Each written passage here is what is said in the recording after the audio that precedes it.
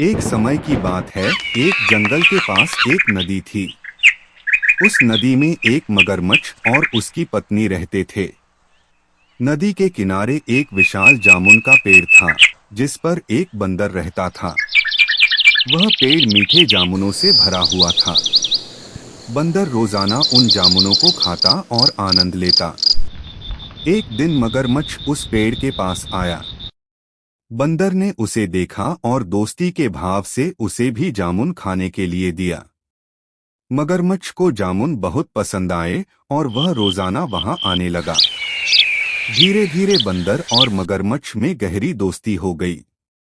एक दिन मगरमच्छ की पत्नी ने उससे कहा, तुम्हारा दोस्त बंदर रोज इतना मीठा जामुन खाता है, तो उसका कलेजा कितना स्वादिष्ट होगा। मुझे उसका कलेजा खाना है। मगरमच्छ ने पहले तो मना किया, लेकिन पत्नी के बार बार कहने पर वह बंदर को धोखे से अपने घर लाने की योजना बनाने लगा। मगरमच्छ ने बंदर से कहा, मेरी पत्नी ने तुम्हें खाने पर बुलाया है। चलो मेरे पीठ पर बैठ जाओ, मैं तुम्हें नदी पार ले चलता हूँ।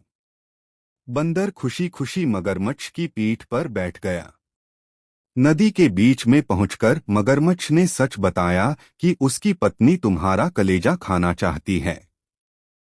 बंदर यह सुनकर घबरा गया, लेकिन उसने अपनी चतुराई से मगरमच्छ को कहा, अरे तुमने पहले क्यों नहीं बताया?